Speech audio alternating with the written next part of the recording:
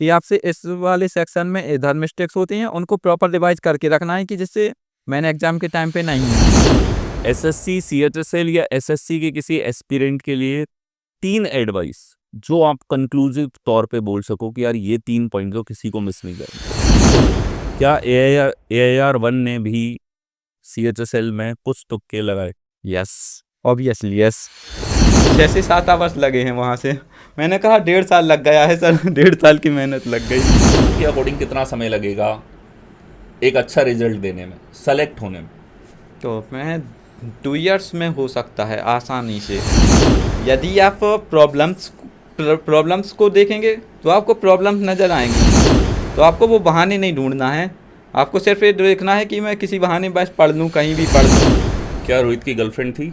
उन्होंने एज पूछी है, हाँ, तो जैसे शादी का इरादा थोड़ी है अभी। अभी नहीं है, अभी बिल्कुल नहीं। मेरा क्वेश्चन है, कोई एनएम है वो पूछते हैं, मेरा क्वेश्चन है क्या यूट्यूब से पढ़ाई करके सीएचएसएल और एसएससी के एग्जाम निकाले जा सकते हैं? सिर्फ बताइए। सिर्फ निकाली नहीं जा सकते, AIR 1 भी लाई जा सकती है। AIR 1 भी लाई जा सकती है, लाइव एग्जाम्पल आपके सामने है। बिल्कुल सही। हेलो एवरीवन, स्वागत है आप सभी का इस पॉडकास्ट में जो आप देख रहे हो Balram sir reasoning YouTube channel पर। मेरे साथ हैं Rohit Chadar, all India rank 1। 20 lakh लोग जो हैं वो एसएससी सीएचएसएल के एग्जाम के अंदर प्रिपेयर होते हैं और उन 20 लाख लोगों में रैंक 1 लाना बहुत टेढ़ी खीर है। तो आज रोहित हमारे सामने है। सबसे पहले हम लोग शुरुआत करेंगे रोहित के इंट्रोडक्शन के साथ में। तो रोहित, अपना एक बेसिक इंट्रोडक्शन जो है वो रखें आप। बिल्कुल सर, मैं रोहित चड़ार महरौनी से बिलोंग करता हूँ, जो ललितपुर डिस्ट्रिक्ट के अंतर्गत आती है और जो एरिया आता है वह बुंदेलखंड रीजन के अंतर्गत आता है। तो ये बेसिकली बहुत ही पिछड़ा हुआ क्षेत्र है सर, और मतलब सबसे पिछड़ा हुआ क्षेत्र माना जाता है इंडिया का। तो वहाँ वहाँ पर ऐसी कोई एग्जाम्स के बारे में लोगों जागरूक नहीं है वहाँ पे। ऐसी फैसिलिटीज भी नहीं होंगी। हाँ, लैंग्वेज हाँ, कोई स्किल्स कोचिंग है और लाइब्रेरी सिर्फ इसी ईयर स्टार्ट हुई है, पहली बार वहाँ पे। ओके। हाँ, तो मतलब ऐसा ना कोई माहौल है, और मैं घर पर देकर ही प्रिपरेशन किया हूँ सर। देखो, सबसे अच्छी बात, जो आप सब लोग जो इंटरनेट से पढ़ाई करते हो, सोशल मीडिया के थ्रू आप एजुकेशन ले रहे हो, यूट्यूब से आप लोग पढ़ते हो, उनके लिए सबसे बड़ा मैसेज जो है, सबसे बड़ा उदाहरण हम लोग कह सकते हैं वो आपके सामने है रोहित। क्योंकि रोहित ने जो फ्री रिसोर्सेस हैं उनको बहुत ही अच्छे तरीके से यूटिलाइज किया है अपनी प्रिपरेशन के अंदर। और हमारा जो ये सेगमेंट है इसमें हम लोग डिस्कस करेंगे आगे कि कैसे आप इस फ्री मटेरियल जो आपके पास में अवेलेबल है, जो आप सब तक जिसकी एक्सेस है, आज के टाइम पे स्मार्टफोन सभी के पास में होता है, तो इस स्मार्टफोन की हेल्प से कैसे आप अपनी एजुकेशन स्तर में, अपनी प्रिपरेशन में जो है इसकी मदद ले सकते हैं, ये हम लोग जो है पूरा कंप्लीट तरीके से रोहित से जानेंगे। और बेसिक एम्यूनिटीज, बेसिक सुविधाएं, इवन लाइब्रेरी। आज के टाइम पे स्टूडेंट ये बोलता है कि सर लाइब्रेरी नहीं होगी तो हम लोग ढंग से पढ़ नहीं सकते, लेकिन इनके क्षेत्र में अब जाके ये कह रहे हैं कि एक लाइब्रेरी है। काफी पिछड़ा ये क्षेत्र है, और ऐसे क्षेत्र से ऑल इंडिया रैंक 1, पूरे भारत के लेवल पे रैंक 1 लेकर के आना, ठीक है, ये कैसे मुमकिन हुआ इसके ऊपर हम लोग रोहित से बात करेंगे। तो रोहित, सबसे पहले हम शुरुआत करते हैं आपकी स्कूलिंग की। ठीक है, स्कूलिंग कहाँ हुई आपकी? स्कूलिंग में शुरुआत इंग्लिश मीडियम से ही पढ़ा हूँ सर, LKG से ही। हमारे पास महरौनी में ही एक स्कूल था, तो उधर से मेरी स्कूलिंग हुई है 10th तक। इसके बाद 12th तक कोई मतलब अच्छा स्कूल नहीं था वहाँ पे, तो हम लोग पास में 20 किलोमीटर टीकमगढ़ डिस्ट्रिक्ट पड़ता है MP में, उधर एनजेस अवार्ड से मेरी वो हुई है 12th। इसके बाद ग्रेजुएशन मेरी सागर यूनिवर्सिटी, हरी सिंह और यूनिवर्सिटी है, वहाँ से मेरी ग्रेजुएशन हुई है सर। और यहीं तक, और अभी रिसेंटली मैं B.Ed सेकेंड ईयर में हूँ। अभी रोहित का चल रहा है बीएड सेकेंड ईयर, ठीक है, और आपने बीएससी किया है। हाँ, ठीक है, BCM बीएससी से। के बाद में इन्होंने जो है सीएचएसएल के लिए अप्लाई किया था। सीजीएल का भी फॉर्म रोहित ने भरा है, उसके बारे में हम लोग आगे बात करेंगे। तो स्कूल की बात करें, स्कूल में आपका परफॉर्मेंस कैसा था? मतलब ओवरऑल अगर हम लोग बात करें, जैसे प्राइमरी स्टेज पे 6th स्टैंडर्ड तक आप कैसे स्टूडेंट थे? खुद को कैसे आंकोगे? आप ब्रिलियंट स्टूडेंट थे या फिर एक एवरेज स्टूडेंट रखोगे खुद को? नहीं, मेरे स्टडी में तो मैं शुरू से ही ब्रिलियंट रहा हूँ सर। ओके। हाँ, मतलब 10th क्लास में मैं डिस्ट्रिक्ट में मेरी 3rd रैंक थी, और 12th में मैं डिस्ट्रिक्ट टॉपर था। वो CBSE वाला स्कूल था, तो उसमें मेरी डिस्ट्रिक्ट में 97% बनी थी सर। और इसके बाद सागर यूनिवर्सिटी की एंट्रेंस एग्ज़ाम में भी टॉप किया था मैंने। और इसके बाद जो रिज़ल्ट आया फाइनल का, उसमें भी करीब 80% ग्रेजुएशन में थे मेरे। तो आप देखोगे जो बैकग्राउंड है, एकेडमिक बैकग्राउंड जिसको हम लोग कह सकते हैं रोहित का, वो काफ़ी स्ट्रॉन्ग रहा है बचपन से ही। स्कूलिंग से लेकर के 10th में इन्होंने टॉप किया, 12th में इनके जो अच्छे परसेंटाइल हैं, कॉलेज में भी 80 परसेंटाइल, वो भी बीएससी के अंदर लाना अपने आप में एक बड़ा चैलेंज है। ठीक है, तो एकेडमिक स्तर पे इन्होंने हमेशा अच्छा ही किया है। ठीक है, तो ये तो रहा इनके बैकग्राउंड की बात। अब हम लोग रोहित आएंगे सबसे मेजर सेगमेंट के लिए, जिसके लिए जो हमारी ऑडियंस है वो यहाँ बैठी है, कि रीजनिंग की जो प्रिपरेशन है, ठीक है, इसकी हम लोग बात करें तो कैसे जो चैनल पे कंटेंट है उसको आपने यूटिलाइज किया, और जो फ्यूचर एस्पिरेंट है हमारे सामने, इनको आप कैसे एडवाइस करोगे कि ये जो कंटेंट अवेलेबल है इसको मैक्सिमम बेनिफिट के लिए कैसे यूटिलाइज किया जा सकता है? हाँ सर, आजकल जो यूट्यूब चल रहा है ना, उस पर कंटेंट इतना भरा पड़ा है कि तो अपन को यदि अच्छे से मार्क स्कोर करना है या एग्ज़ाम क्वालिफ़ाई करना है, तो सबसे पहले अपन को ये पता होना चाहिए कि बेसिक स्ट्रक्चर क्या है, मतलब एक पैटर्न क्या है, कहाँ से क्वेश्चंस आ रहे हैं। तो ये पता कब चलता है कि जब आपके पास पीवाईक्यू हों, और जो आपने पीवाईक्यू सेशन करवा रखे हैं अपने चैनल पर, हम्म। हाँ, वो काफ़ी हेल्पफुल हैं कि आपने 2000 मैं आपकी 2022 वाली क्लास और 2023 वाली क्लास प्रीवियस ईयर की, प्री की और प्लस मेंस की, सीएचएसएल की, सीजीएल की ये करके गया था। और आपने नया अभी कुछ दिन पहले मास्टर स्ट्रोक सीरीज स्टार्ट की थी। सीरीज। वो एकदम लाजवाब सीरीज है सर। मतलब यदि किसी स्टूडेंट को रिवीजन करना है 7-8 दिन पहले से, जब आपके एग्ज़ाम आ जाते हैं और आपके पास 7-8 दिन है, 1 वीक, आपकी लगभग 27 वीडियोज़ थी ना सर? हम्म। हाँ, तो वह बहुत अच्छा एक माध्यम हो सकता है रिवीजन करने के लिए। उसमें छोटी-छोटी वीडियोज़ हैं, तो लगभग आप 1 दिन में 3 से 4 वीडियोज़ आराम से देख सकते हैं। और जो आपने मतलब क्वेश्चंस को करने के नए पैटर्न बताए हैं उसमें, वह काफ़ी ज़्यादा हेल्पफुल हैं सर। चलो मैं ऑडियंस को एक बार बताता हूँ मास्टर स्ट्रोक सीरीज के बारे में। ठीक है, जैसा रोहित ने बताया, ये एक रिवीजन सीरीज है जो मैंने लॉन्च करी थी आपके 2024 के अंदर। इस रिविजनल सीरीज में जो भी टॉपिक्स स्टूडेंट को ज़्यादा परेशान करते हैं, जैसे नंबर्स वाले टॉपिक्स स्टूडेंट को बहुत ज़्यादा फील। मुझे भी उसमें परेशानी होती थी, और फिर आपने उनको अलग से मतलब नंबर्स लिख के उनके साथ में स्क्वायर और क्यूब वगैरह और एल्जेब्रिक इनके पैटर्न। अलजेब्रिक पैटर्न, उनको एडिशन सब्ट्रैक्शन करके, मतलब एक स्टूडेंट होता है मतलब डायरेक्ट नंबर्स लिखे रहते हैं, उनको इमेजिन करता है। इसके बाद यदि वह उस पर पेपर पर लिख ले स्क्वायर वगैरह एडिशन सब्ट्रैक्शन, तो उसको कनेक्ट करने में और ज़्यादा आसानी होती है। बिल्कुल, देखो रोहित ने बहुत ही वैलिड पॉइंट यहाँ पे रखा है। मास्टर स्ट्रोक सीरीज़ के अंदर मैंने ये ध्यान दिया है, जैसे मैथ्स में आपके पास फ़ॉर्मूले होते हैं, ठीक है? नॉर्मली आपको फ़ॉर्मूला मिलेगा, भले आप अरिथमेटिक पढ़ रहे हो, एडवांस पढ़ रहे हो, और उन फ़ॉर्मूलों के अलावा आप अपने मेथड्स को इम्प्रोवाइज़ करके थॉट प्रोसेस के लेवल पे चीज़ों को ले जा सकते हो, तो एक फ़ास्ट रिज़ल्ट आ रहा है। लेकिन रीज़निंग में ऐसे कोई फ़ॉर्मूलाज़ नहीं होते। जैसे रीज़निंग में जो नंबर्स के ऊपर बेस्ड ऑन प्रॉब्लम्स हमारे पास हो जाती, इन नंबर बेस्ड ऑन प्रॉब्लम्स के अंदर स्टूडेंट को काफ़ी दिक्कत आती है। अगर उसको एक फ्लो चार्ट नहीं पता है कि उसको सोचना कैसे है एक ब्रॉड लेवल पे, यानी कि वो चीज़ों को कैसे रिलेट करेगा। एक टाइप का सवाल उसने देख लिया तो उस टाइप पे कितनी डिफरेंट वैराइटीज़ बन सकती है। तो मास्टर स्ट्रोक सीरीज़ में मैंने बहुत शॉर्ट में, मतलब बहुत जितना छोटा रखा जा सकता है, एकदम रिविज़नल वो सीरीज़ है एग्ज़ाम से पहले वाली, और इसमें मैंने इस चीज़ पे ध्यान दिया है रोहित, कि स्टूडेंट को एक साथ वो सारे पैटर्न्स दिख सकें, जिससे उसका सोचने का स्तर भी डेवलप हो, और वो पैटर्न्स को रिलेट करके अलजेब्रिकली सोच पाए कि नेक्स्ट अगर पेपर में क्वेश्चन आएगा तो वहाँ कितना वो वेरिएट कर सकता है। हाँ, बिल्कुल सर। ठीक है, तो ये अलजेब्रिक पैटर्न वहाँ पे हैं, ये काफ़ी हेल्पफुल हैं ये सीरीज़ के, और रोहित ने इसको मैक्सिमम यूटिलाइज़ किया। हाँ, बिल्कुल। तो मास्टर स्ट्रोक सीरीज़ का रिवीजन आपने कब किया? प्री के एग्ज़ाम के पहले? हाँ, मैं एक बार प्री का एग्ज़ाम था उसके पहले भी देख रहा था, और जब मेंस का एग्ज़ाम आया तब भी मैं रिवीजन करने में उतना टाइम नहीं लगता है उससे। मतलब आप फर्स्ट एक बार देख चुके हैं तो उसको 2x में आराम से देख सकते हैं। मतलब आपको केवल वो समझना है कि पैटर्न किस टाइप से बन सकते हैं उसमें। तो आराम से उसको 2x में देखा जा सकता है, जो यूट्यूब पर सुविधा अवेलेबल है। बिल्कुल।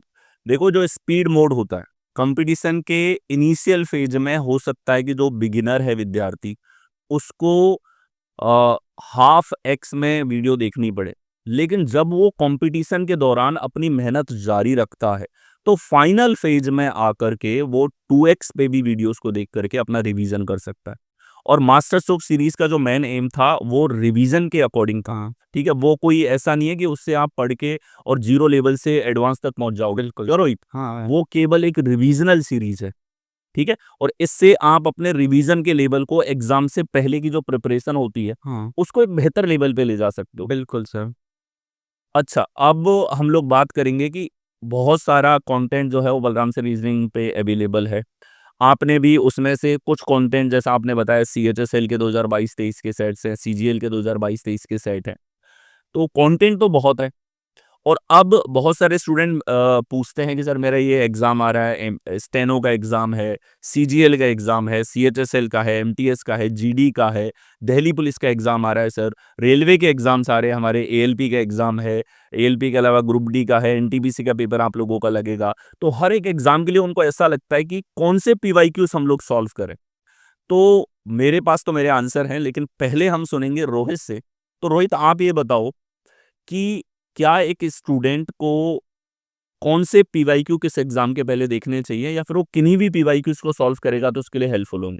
नहीं सर, सबसे पहले तो स्टूडेंट को जो वो एग्ज़ाम देने वाला है, उसी के पीवाईक्यू कंप्लीट करना चाहिए।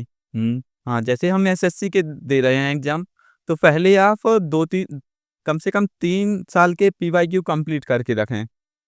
इसके बाद यदि आपको वो मतलब अच्छे से बनने लगते हैं, तब आप कोशिश कर सकते हैं कि दूसरे एग्ज़ाम के पैटर्न क्या चल रहा है, उसमें से क्या क्वेश्चन मतलब जो पैटर्न अभी एसएससी में जो रिलेटेड आ रहा है, एसएससी से रिलेटेड यदि कोई पैटर्न रेलवे वगैरह के एग्ज़ाम में दिखता है यदि आपको, हाँ, तो थोड़ा उससे रिलेटेड एग्ज़ाम जैसे रेलवे का होता है, तो काफ़ी हद तक एसएससी से थोड़ा-सा अपर लेवल रहता है, रीजनिंग में। एसएससी के जितने भी एग्जाम हैं, उनके लेवल में ज़्यादा डिफरेंस नहीं हाँ, देखने। एसएससी में कोई डिफरेंस नहीं है। डिफिकल्टी लेवल की अगर बात करें रोहित, तो मेरा ये मानना है कि सीजीएल और सीएचएसएल का लेवल जो है वो बिल्कुल। थोड़ा हाई है एज़ कम्पेयर टू जीडी का एग्ज़ाम हुआ। हाँ, एमटीएस का लेवल भी चलो ठीक रहता है उसका हुँ, लेवल, या आपके पास दिल्ली पुलिस का पेपर हो जाता है। इनके कंपेयर में इन दोनों एग्ज़ाम का लेवल थोड़ा-सा हाई होता है। हाँ, लेकिन अगर पैटर्न्स पे ढंग से काम किया जाए, हाँ, वही इम्पोर्टेंट है तो सर। क्या आपने रेलवे के एग्ज़ाम में अपीयर हुए हो या उनके पीवाईक्यूज़ आपने सॉल्व किए हैं? नहीं सर, मैं अभी तक कोई इसकी सिर्फ़ एक सेट किया हूँ, हुँ, मतलब हुँ। एनटीपीसी का किया था। उसमें मुझसे सारे बन गए थे। मैंने प्रैक्टिस बिल्कुल भी नहीं की थी अलग से रेलवे की, ओके। और सिर्फ़ एसएससी के ही पीवाईक्यू लगाए थे सर। हाँ, तो मैंने दिया था, मुझसे तो सारे बन गए थे उसके, और करीब 100 में से 86 मार्क स्कोर किए थे उसमें, मॉक तो टेस्ट ये में। कॉन्फिडेंस कब आता है रोहित? ये कॉन्फिडेंस तब आता है जब आपने चीज़ों को पैटर्न के लेवल पे, हुँ। अच्छे लेवल पे कवर कर रखा है। हाँ, एक तो आपने सर पहले अच्छे से पढ़ रखा है, उनके प्रॉपर नोट्स बना रखे हैं जो टफ सेक्शन है। वैसे रीजनिंग के कई में नोट्स बनाने की ज़रूरत नहीं पड़ती, जैसे जो फिगर्स वाला पार्ट होता है, हुँ, हुँ। हाँ, तो उसमें इतनी नोट्स वगैरह बनाने की ज़रूरत नहीं पड़ती। कुछ टॉपिक्स होते हैं उनके नोट्स प्रॉपर बना रखे हैं, और सबसे इम्पोर्टेंट है कि आपने उसको मल्टीपल टाइम्स रिवाइज़ कर रखा है। तो आप उससे जो एग्ज़ाम है उस टाइम बहुत बेहतर कर पाएँगे। तो पहली चीज़ तो रिवीज़न इज़ दी हाँ, रिवीज़न आपके सक्सेस की चाबी है। जितनी आप प्रैक्टिस करोगे उतना आप बेनिफिट होगे। हाँ, भाई ये है ना और कि practice makes a man perfect. बिल्कुल। और देखो, मेरे जो चैनल पे आपको मोस्टली कंटेंट मिलेगा, ये आपके लिए मैंने पीवाईक्यू से ही करवाए हैं। पर्पस क्या है इसका? नीरज चोपड़ा है, एक बार अगर उसने गोल्ड जीता तो उसके बाद भी 4 साल उसने रात-दिन मेहनत करी, और तब जाके वो दोबारा जो है वो सिल्वर जीत पाया। ऐसा नहीं है कि एक बार आप सारे टॉपिक्स को सीख गए, ये हाँ, हर सब्जेक्ट पे लागू होता है। अगर आप सारे सब्जेक्ट सीख गए तो इसका मतलब ये नहीं है कि आप कभी भी 10 साल बाद पेपर दोगे तो आपकी वही रैंक आ जाए, या फिर वही स्कोर हो जाए, या उतनी एफिशिएंसी हो, या वही स्पीड हो।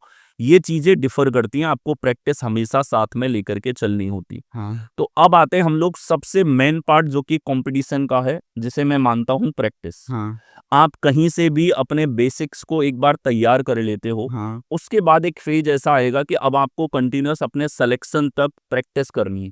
हाँ, तो बिल्कुल। ये जो प्रैक्टिस है रोहित, इसके ऊपर मेरा सवाल ये है कि आप ऑडियंस को ये बताओ, आपका रेगुलर रूटीन क्या था? रीजनिंग पढ़ना आपने कब शुरू किया? और उसके बाद में जब आपने प्रैक्टिस करी तो एक रेगुलर रूटीन क्या था डे वाइज? कितना तो समय दिया और वो समय किन चीज़ों को दिया?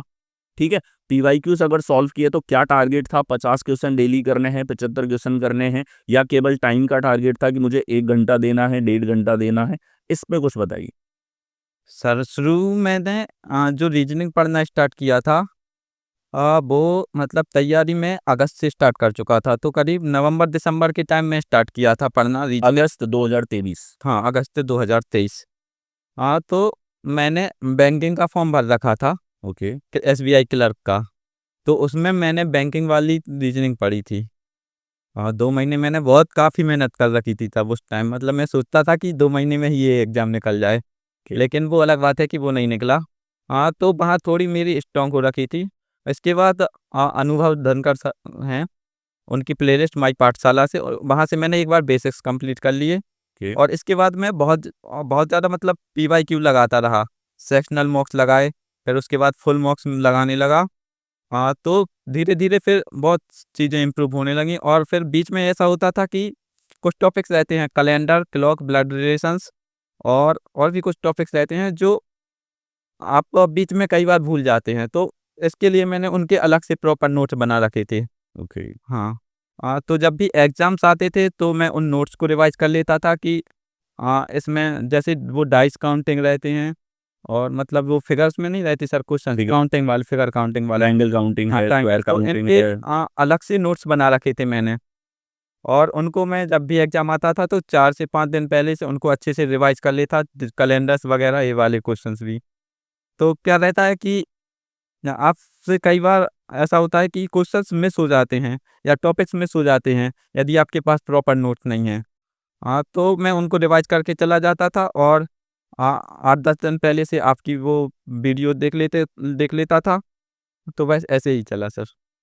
चलो, तो बलराम से रीजनिंग पे किसने बताया? आपके किसी दोस्त ने सजेस्ट किया इस चैनल के नहीं बारे सर। में, या फिर यूट्यूब पे ही पढ़ते-पढ़ते आपको चैनल एक दिन सामने दिखा? हाँ, मैं ऐसे ही वीडियो देख रहा था, तो आपकी लगभग आपने पूरे 36 सेट्स हैं, हुँ। तो आपने उनकी पूरे एक बना रखी थी। मैंने देखा तो मुझे थोड़ा, फिर आप थोड़ा देखा आगे, तो पैटर्न का आपका जो तरीका था वो बहुत अच्छा लगा। तो उससे मैंने फिर 2 वो चारों वीडियो वो सारी देख ली, क्योंकि पीवाईक्यू का पैटर्न समझना बहुत ज़्यादा इम्पोर्टेंट है, और आजकल एसएससी के में और बहुत ज़्यादा इम्पोर्टेंट हो गया है। तो ये पीवाईक्यूज़ किन चीज़ों में हेल्प करता है? क्या इससे एग्ज़ाम माइंडसेट में कुछ हेल्प होती है, प्रैक्टिस के लेवल पे स्पीड में हेल्प होती है? कौन-कौन से ऐसे फैक्टर्स हैं, जो पीवाईक्यूज़ की प्रैक्टिस से इम्प्रूव हो सकता है? वो बताइए। एक तो होता है सर पैटर्न क्लिक करना। अक्सर एसएससी अपने पुराने पैटर्न को पकड़ के चलती है, कि जिस टाइप के उसने पहले पूछे हैं, उसी टाइप के क्वेश्चंस आएँगे ज़्यादातर। बाय चांस ही रिवाइज़ करती है मतलब क्वेश्चंस का पैटर्न। तो एक तो आप जब स्क्रीन के सामने क्वेश्चंस देखते हैं, तो आपके सामने आपको पहले से ही अपने माइंड में पैटर्न क्लिक हो जाता है कि इस टाइप से हमें सोचना है, ये हमारी थॉट प्रोसेस होना चाहिए। तो एक तो इससे मिलती है, और दूसरा होता है कि रीजनिंग ऐसा सेक्शन है जिसमें आप टाइम लगाएँ तो मतलब आपको क्लिक नहीं करे तो आपको बहुत ज़्यादा टाइम 20 मिनट तक लग सकते हैं। और फिर बाद में मैं रीजनिंग 25 के क्वेश्चन 10 से 11-12 मिनट में निपट जाते थे मेरे। तो इससे एक टाइम बचता है जो मैथ में और बाकी अदर सब्जेक्ट जो आपके स्ट्रॉन्ग नहीं हैं, उनमें यूटिलाइज़ हो सकता है। बिल्कुल, जैसा रोहित ने बताया कि 10 से 11 मिनट के अंदर ये कंप्लीट रीज़निंग को सॉल्व कर लेते हैं। देखो, रीज़निंग एक ऐसा सब्जेक्ट है, अगर 30 मिनट दे दिए जाए ना, तो ये जो 20 लाख, 30 लाख, 40 लाख फॉर्म भर रहे हैं, इनमें से आधे से ज़्यादा कैंडिडेट जो हैं लगभग फुल स्कोर कर सकते हैं, अगर टाइम की बाउंडेशन नहीं हो। तो मेन चैलेंज जो मुझे लगता है वो शायद टाइम का है, हाँ, और उस बिल्कुल सर। टाइम के लिए आपको अपने मेथड्स पे, अपने पैटर्न्स पे जो है काम करना पड़ता है, उन अलजेब्रिक पैटर्न्स को आपको समझना होता है। बिल्कुल। ठीक है, जैसे नंबर वाले क्वेश्चंस का रोहित ने अभी बताया कि रीजनिंग ऐसा सब्जेक्ट है जिसमें कुछ क्वेश्चंस आपका 20 मिनट 25 मिनट ले सकते हैं, और कुछ ऐसे भी होंगे जो केवल आप देखने मात्र से सॉल्व कर पाओगे, जैसे डायग्राम के ऊपर बेस्ड ऑन आपके क्वेश्चंस होते हैं। तो सबसे पहले आप बात करते हैं कि रोहित को कौन से ऐसे टॉपिक्स थे जो टफ लगते थे कि यार ये टॉपिक ऐसे हैं जिनको मेरे को कंटिन्यूस रिवाइज करना है, जैसे नंबर वाले आपने बताए, हाँ ठीक है। कौन से ऐसे टॉपिक हैं जिनके आपने नोट्स बनाए? चलो स्टार्ट करते हैं हम नोट्स। कौन कौन से टॉपिक का आपको ऐसा लगता है कि नोट्स बनाने चाहिए कैंडिडेट? नोट्स, हाँ सर, देखिए, हाँ, जब आप प्रिपरेशन करते हैं और आपका एग्जाम पास आ जाता है, तो आप रिवीजन के लिए बहुत सारी वीडियोस की सहायता नहीं ले सकते। जैसे 1-2 दिन बचे हैं एग्जाम के टाइम, आपको मतलब प्रॉपर रिवीजन करना है, तो उसके लिए ज़रूरी है कि आपके पास प्रॉपर नोट्स होने चाहिए। मैं अपना बताऊँ तो मैंने जो टॉपिक्स होते हैं कि जिनको आप अक्सर भूल जाते हैं, जैसे कि बोलें तो क्लॉक्स, कैलेंडर्स कैलेंडर्स के मैंने बहुत अच्छे नोट्स बनाए थे क्योंकि उससे क्वेश्चन मैं अक्सर भूल जाता था, तो उनको मैं लास्ट टाइम पे रिवाइज़ कर लेता था उनसे, कि इस टाइप से करना है, मतलब कोड लिखकर वो दोनों भूल ही जाता हूँ। फॉर्मूला बेस्ड हैं। हाँ, और इसके बाद फिगर काउंटिंग और अ ब्लड रिलेशंस की मैंने बहुत अच्छे से प्रैक्टिस कर रखी थी और यही नोट्स बनाए थे। और मैं उससे ज़्यादा ज़रूरी है कि प्रैक्टिस मैं बहुत ज़्यादा करता रहता था कंटिन्यू। एल्जेब्रिक पैटर्न भी आप हाँ, बता हाँ किए सर, थे। अलजेब्रिक पैटर्न मैं नोट कर चुका था, और जो प्राइम नंबर्स की सीरीज़ होती है, और उसमें भी जो अलग-अलग पैटर्न लगते हैं सीरीज़ वाले क्वेश्चंस में, उनको मैं नोट्स कर चुका था अलग से। जिससे कि लास्ट मोमेंट आता था एकदम से, तो उनको एक ही दिन में आराम से पेज पन्ने पलट कर देख लेते थे और सारे रिवाइज़ हो जाते थे। तो मतलब जो कॉन्सेप्ट होता है जिनमें, उनके नोट्स बने रखे होने चाहिए आपके पास, जिससे उनको आप लास्ट मोमेंट में रिवाइज कर सकें और अपनी प्रिपरेशंस को और ज़्यादा रिफाइन कर सकें। ओके, बिल्कुल। आ, ये टॉपिक्स जो रोहित ने मेंशन किए वास्तव में वो टॉपिक्स हैं जिनमें आप विदाउट नोट्स जो है रिवाइज नहीं कर पाओगे, और रिवीजन की है। और रिवीजन जो सबसे बेस्ट होता है वो खुद के नोट्स से होता है। हाँ सर, तो ऐसे इस आपको, पे रोहित आपका क्या ओपिनियन है? खुद के नोट्स स्टूडेंट के हाँ होने सर, चाहिए? मतलब कई स्टूडेंट्स मुझसे बोल रहे हैं, मेरी कुछ वीडियो डली हैं कि भैया आप नोट दे दीजिए। दूसरे के नोट्स मैंने देखे हैं सर, मतलब डले रहते हैं, उनसे समझ में बिल्कुल नहीं आता। जब तक आप खुद से हाथ से लिख के नहीं बनाए नोट्स, आपको खुद की लैंग्वेज आप खुद ही समझ सकते हैं, दूसरे का समझना इतना बहुत टफ होता है। और मैं भी कोशिश करता था, तो मुझे भी ऐसे दूसरों के लिखे हुए नोट्स बिल्कुल समझ में नहीं आते थे। तो मैं खुद के बना चुका था और उन्हीं को रिवाइज़ करता रहता था। देखो, नोट्स प्राइमरी लेवल पे काफ़ी इंपॉर्टेंट हैं। हाँ, आपको खुद के नोट्स जो हैं वो यहाँ पे बनाने चाहिए। बिल्कुल सर। और जो स्टूडेंट खुद के नोट्स बनाता है उनसे जो रिवीजन में स्पीड निकल के आती है वो स्पीड सबसे बेस्ट होती है, ठीक है। उसका कोई कंपैरिजन नहीं है उस स्पीड का। दूसरे के नोट्स, जैसे भले आप रोहित के नोट्स हैं, रोहित प्रोवाइड कर भी देगा। रोहित का खुद का यूट्यूब चैनल है जिसको मैं डिस्क्रिप्शन में लिंक ऐड कर दूंगा, आप एक बार विजिट ज़रूर करें। और वहाँ पे रोहित ने बाकी सब्जेक्ट की स्ट्रेटेजीज जो हैं वो भी शेयर करी हैं। नोट्स की इंपॉर्टेंस वहाँ पे रोहित आपने शेयर करी है। और जीके जेएस जो हैं उनके ऊपर भी प्रॉपर स्ट्रेटेजी की वीडियो रोहित ने वहाँ पे डाल रखी है कि वहाँ पे आपको कौन से नोट्स बनाने चाहिए। कंपैरिजंस वहाँ पे ऐड कर रखे हैं, काफ़ी सारे पॉइंट्स जो कि स्टूडेंट की प्रिपरेशन के दौरान आते हैं वो सारे आपने वहाँ पे हुँ, मेंशन कर रखे हैं, ठीक है। नोट्स की बहुत ज़्यादा इंपॉर्टेंस है। हाँ, बिल्कुल। जैसे लेटर बेस्ड रीजनिंग है, हाँ, इसमें कौन सा ऐसा टॉपिक है जो आपको ज़्यादा परेशान करता है? इसमें हमारे पास कोडिंग डिकोडिंग है, letter analogy, letter classification, letter series है, मिसिंग लेटर्स के टॉपिक आ जाते हैं, अल्फ़ाबेट टेस्ट आ जाता है। हाँ सर, मुझको जो परेशान होता था मैं, वो होता था ये वाले, जो मिसिंग लेटर्स वाले में, और मिसिंग सीरीज़, जो सीरीज़ वाले क्वेश्चन उनमें मिसिंग वाले में काफ़ी ज़्यादा परेशान होता था। फिर आपने वो बताए थे ना, मतलब उनको सेक्शन वाइज़ डिवाइड करना, उनके मल्टीपल्स करके, तो वो काफ़ी हेल्पफुल रहे। मैं क्या करता था, उनको लिख लिया मैंने, 4 लिख लिए, उसके नीचे अगले 4 लिख लिए, उनके नीचे अगले 4, तो मतलब वो ऐसा पैटर्न बन जाता था एक तरीके से, और उससे आसानी होती थी उसको। मतलब ये समझा जा सकता है कि थॉट प्रोसेस ज़्यादा हाँ, इम्पोर्टेंट बहुत है ज़्यादा इम्पोर्टेंट क्वेश्चंस है। को अप्रोच करने का। बिल्कुल सर। और देखो, रीजनिंग में अलग क्या है, जैसे अगर मैं करा रहा हूँ तो मैं ये फोकस कर रहा हूँ कि जल्दी कैसे चेक किया जा हाँ, सकता है। कौन सी चीज़ें तो केवल स्क्रीन पे देख करके आप चेक कर सकते हो, तो बिल्कुल सर, वहां से आपकी स्पीड फास्ट हो रही है ना। बिल्कुल। और कौन सी चीज़ों में आपको थॉट प्रोसेस है, पेन चलाना है तो कितना मिनिमम नहीं चलाना है। ये बहुत ज़्यादा इम्पोर्टेंट हो जाता है कि आप उसको लिख लेते हो एक बार अपने पेपर पर, तो आपको माइंड उसको आसानी से लिंक कर सकता है, 2 या फिर जितने भी नंबर्स हों उनको। चलो, अब थोड़ा सा फास्ट सेशन करते हैं, क्वेश्चन ज़्यादा, शॉर्ट हुँ, आंसर्स, बिल्कुल। ठीक है। तो कितना घंटा आपने पीवाईक्यूज को दिया, जो पीवाईक्यूज बलराम से रीजनिंग पे आपको अवेलेबल थे, आपने प्रैक्टिस करी, ठीक है। प्री से पहले कितने टोटल आवर्स थे और डेली कितने आवर्स थे? डेली में लगभग 2 से 3 आवर्स, मतलब उसको 2x में देखता था, तो लगभग एक सेशन था आपका लगभग 20 आवर्स के करीब होता होगा। हाँ, तो उसको आसानी में 6 से 7 दिन में एक पूरी वीडियो हो जाती थी, तो 1 मंथ में मैंने लगभग चारों वीडियोस थी आपकी वो कवर कर रखी थी।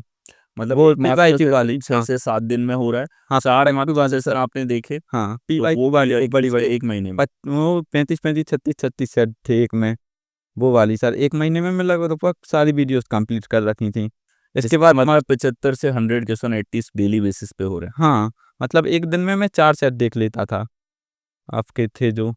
और इसके बाद एग्ज़ाम आता था तो उससे पहले मास्टर स्ट्रोक देख लेता था 10 दिन में।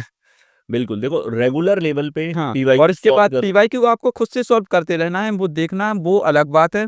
इसके बाद खुद से बहुत ज़रूरी है, क्योंकि वो उसमें सर आप बताते हैं, तो मतलब उसके बाद लिंक होता है चीज़ें। और जब आप खुद से सॉल्व करेंगे तो मतलब खुद के माइंड से लिंक होंगी चीज़ें। तो खुद से सॉल्व करना और भी ज़्यादा इम्पोर्टेंट है सर। मतलब सेल्फ सॉल्विंग हाँ, और एक जो हमारे सेशंस हैं उनसे एक माइंडसेट एग्जाम का किस तरीके से सोचना है, थॉट प्रोसेस एलिमिनेशन के लेवल पे एक बार आपने हेल्प ले ली, हुँ। फिर खुद से आप उनकी प्रैक्टिस बिल्कुल सर, मतलब practice makes a man perfect, मैं पहले भी बोल चुका हूँ। और हमारे इधर भी चलता है कि करत-करत अभ्यास के जन्मत हो सुजान। तो मतलब प्रैक्टिस बहुत ज़्यादा ज़रूरी है। और मैं ये बता दूँ सर, मैं हम लोग दिल्ली गए थे, ओके। तो वहाँ टीचर से मिले, तो टीचर्स ने पूछा कि वहाँ से इधर आने में कितना टाइम लगा है? तो ये लोग बोलने लगे कि 6 से 7 आवर्स लगे हैं वहाँ से। मैंने कहा 1.5 साल लग गया है सर, 1.5 साल की मेहनत लग गई है। तो रोहित बताइए, रीजनिंग के अंदर अगर कुछ ऐसे टॉपिक्स जो स्टूडेंट को फुल आउट ऑफ फुल लाने से रोक सकते हैं, तो आपकी नज़र में वो टॉपिक्स कौन से हैं? हाँ सर, मैं बताऊँ तो जैसे वो आजकल वो क्वेश्चन आते हैं वर्ड फॉर्मेशन वाले, हम्म। तो काफ़ी कंफ्यूजिंग होता है। और पेपर में करना कि मतलब उनके जैसे 4 अक्षर का है तो उनके सारे पैटर्न चेक करना, ये हो सकता है मतलब अक्सर हो जाता है, रॉन्ग हो जाता है। मतलब वॉकैब की एक प्रॉपर अंडरस्टैंडिंग उसमें ज़रूरी है। वो बहुत पॉसिबिलिटीज़ पे नहीं जा सकते क्योंकि जरूरी, 4 लेटर्स हैं तो 4 फैक्टोरियल यानी कि वही हमारे पास में काफ़ी बहुत सारे पॉसिबिलिटीज़ पैटर्न्स हो जाते हैं।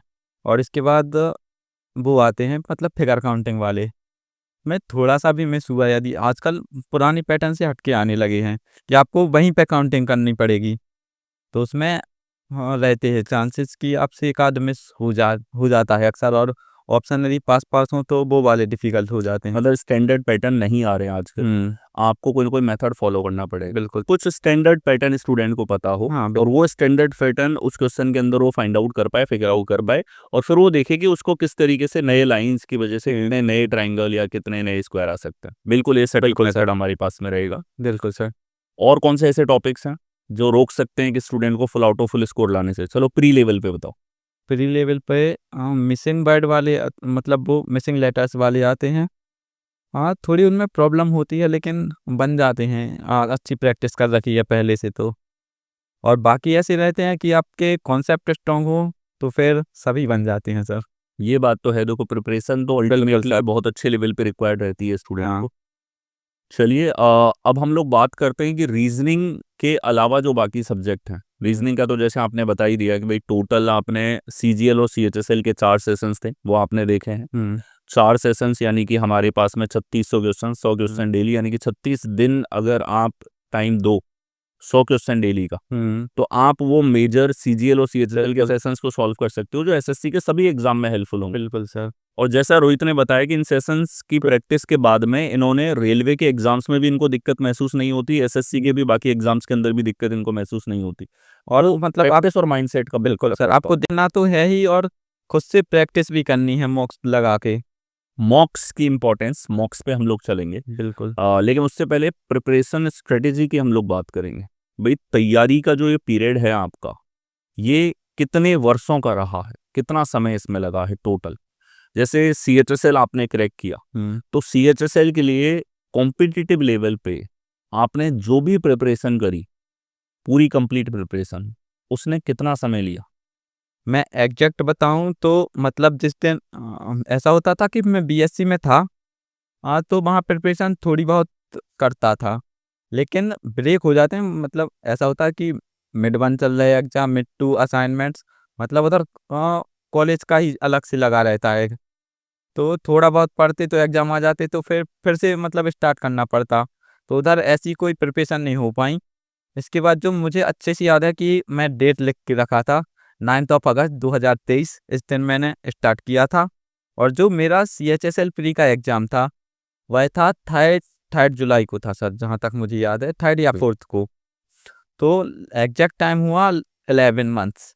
इतनी मैंने बिल्कुल फुल डेडिकेशन, मतलब ऐसा बिल्कुल भी स्किप नहीं किया। सिर्फ एक बार थोड़ा-सा 4-5 दिन का गैप हुआ था, मतलब एक बहन की शादी थी, मौसी की लड़की की। ओके। तो उस टाइम गैप हुआ था, और मतलब फिर मैंने इतने टाइम फुल डेडिकेशन के साथ स्टडी की है सर। मतलब रेगुलर बेसिस पे पढ़ाई चली है, 11 महीने का समय रहा है हाँ। जो आपने पूरा प्री से पहले दिया है। हाँ, मतलब फिर उस टाइम इन्हें ना 12 महीने को हम लोग ब्रेक करेंगे। बिल्कुल। डेली बेसिस पे कितने आवर्स दिए और हर सब्जेक्ट को कितना टाइम दिया? क्या हर सब्जेक्ट को रेगुलर पढ़ा या उनमें भी आपकी कोई अलग स्ट्रेटेजी रही है, वो शेयर करें?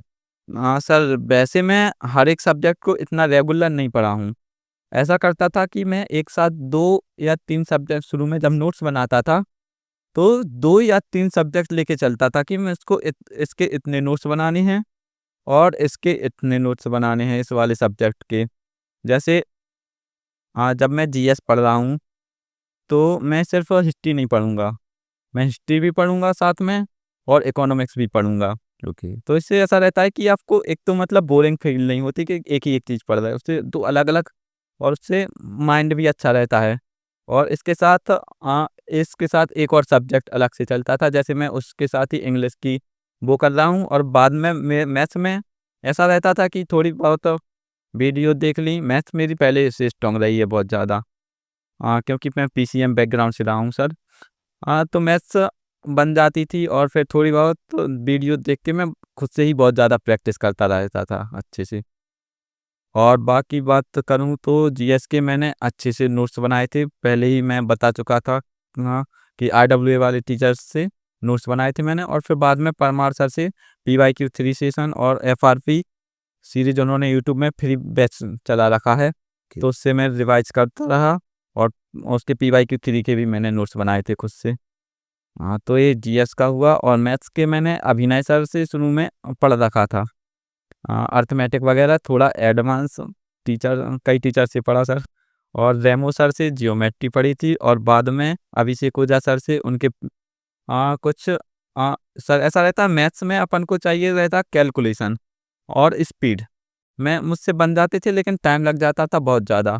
तो उन्होंने 30 दिन का एक कैलकुलेशन सेशन करवा रखा था, और एक और सेशन था, मतलब उनकी 30 वीडियो 25-30 के समथिंग है, कि उसमें उन्होंने जो मोस्ट रिपीटेड पीवाईक्यू रहते हैं, एक फिक्स पैटर्न रहता है, जैसे चोर पुलिस वाले, और एक बस बस वाला आता है, स्टॉप वाला, और मतलब फिक्स पैटर्न रहता है, जिस पर एसएससी हर साल पूछता ही पूछता है, जैसे रेस वाले क्वेश्चन अक्सर रिपीट हो रहे हैं, और मिक्सचर एलिगेशन वाले, तो उनकी मतलब फिक्स जो जो सब टॉपिक्स हैं, उनकी अलग से प्लेलिस्ट बना रखी है।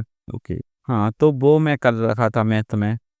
और रीजनिंग में पहले ही बता चुका हूँ कि अनुभव सर से मैं वो किया था, माई पाठशाला वाले, कि एक बार टॉपिक, फिर आपसे मैं रिवीजन सेशन आपके किया हूँ, और आपकी मास्टर स्ट्रोक भी पूरी कर रखी है। और इंग्लिश इंग्लिश में तरुण ग्रोवर सर से ग्रामर पढ़ रखी थी, और निमिषा मैम हैं जो एडिटोरियल करवाती हैं, वो बैंकिंग के टाइम मैंने उनके एडिटोरियल फॉलो किए थे, जिससे अंडरस्टैंडिंग, एक तो इंग्लिश मीडियम से हूँ तो रहती है, बट थोड़ी-सी और उनमें मतलब पहचानना कि कौन सब्जेक्ट, वर्ब, एडजेक्टिव, एडवर्ब, इससे उससे अंडरस्टैंडिंग बेटर होती गई, और दानी मैम वगैरह से थोड़ी बहुत वोकैब, और मतलब एक ऐप भी डाउनलोड कर रखा था मैंने वोकैब सीखने के लिए, कि उसमें वर्ड आता था, उस पर आप क्लिक करते थे, तो वो फ्लिप हो जाता था, उसके पीछे उसका मीनिंग आ जाता था। तो यदि आपके पास मतलब ऐसा वर्ड आया, आपको पहले से याद है तो ठीक है, आपने स्किप कर दिया, आपको ये नहीं याद तो उस पर क्लिक करिए, तो ऐसा फ्लिप हो जाता है। तो उसमें वर्ड मीनिंग आ जाता है, उससे वोकैब स्ट्रॉन्ग हो जाती थी। और इसके बाद मैं खुद से पीवाईक्यू के बहुत सारे सेट, मतलब मॉक टेस्ट लगाता रहा, मैं लगभग 300 के करीब मॉक टेस्ट दिए हैं सर। 300 mock test. हाँ। मतलब मैंने मुझे आप पता ही नहीं देखो, अगर डेली का एक मॉक टेस्ट लगाए स्टूडेंट, तो उसको लगभग 1 साल का समय लगेगा 300 मॉक्स लगाने में। तो आपकी क्या स्ट्रेटेजी थी? क्या रेगुलर 1 लगाया या फिर एग्ज़ाम पे ज़्यादा मॉक्स लगाए हैं? हाँ, ऐसा रहता था कि मैंने मॉक्स लगाना स्टार्ट कर दिया था मार्च के टाइम से। अ, तो लगभग 10 मार्च को मुझे याद होगा कि मैंने पहला मॉक लगाया था, शायद 10 मार्च के समथिंग 2024 में। तो उस टाइम से मैं कंटिन्यू मॉक देता रहा और सीएचएसएल की प्री के 2 दिन पहले तक मैंने मॉक दिए। और कभी-कभी ऐसा होता था कि एक दिन में 2-2 या 3-3 तक फुल मॉक्स दिए हैं सर। ओके। तो उससे ऐसा रहता है कि आपको पैटर्न आपके माइंड में एकदम से छप जाता है कि किस टाइप के क्वेश्चन आते हैं। और कई बार ऐसा होता है कि जो एग्ज़ाम आता है उसमें सीधे मॉक से क्वेश्चन रिपीट हो जाते हैं।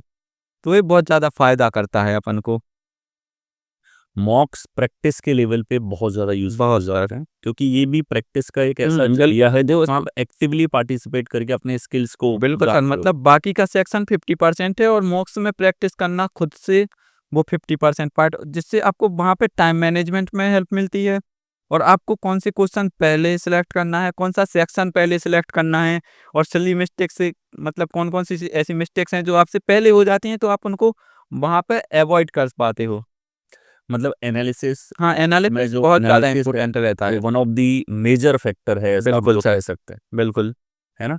क्योंकि जब तक आप एनालिसिस नहीं करोगे, आपको नहीं पता लगेगा कि आप कहाँ गलती कर रहे हो। हुँ। उस गलती को कैसे सुधारा जा बिल्कुल, सकता है। मैंने सर मैथ्स के लिए मैं मॉक टेस्ट लगाता था, तो मतलब क्वेश्चन में जो मिस्टेक होती थी, तो उनको एक अलग से छोटी-सी कॉपी लेकर उसमें अलग से लिख रखा था। और एग्ज़ाम टाइम आता, एक तो ऐसा होता था कि मैं उसको वीकली या फिर हर 4-5 दिन में उसको रिवाइज़ करता रहता था कि ये मिस्टेक होती हैं। और फिर बाद में ऐसा हुआ कि मतलब जब उस टाइप के क्वेश्चंस आते हैं, तो अलग से उस टाइम क्लिक हो जाता है कि ये पूछा है तो इसमें इस टाइप की गलती, जैसे एक क्वेश्चन होता है मैथ्स में कि रेडियस पूछता है और या फिर कभी-कभी रेडियस की जगह डायमीटर पूछ लेता है, तो बच्चे रेडियस टिक करके उसमें पहले से उनको पता होता है कि ये वाली मिस्टेक करेंगे, तो उस टाइप के क्वेश्चन दे रखते हैं। और मैथ्स में एक क्वेश्चन आता है ए रेशियो बी वाला सर, तो उसमें कभी-कभी बी रेशियो ए पूछ लेता है और बच्चे का पहले से माइंडसेट रहता है कि ए रेशियो बी ही पूछा होगा।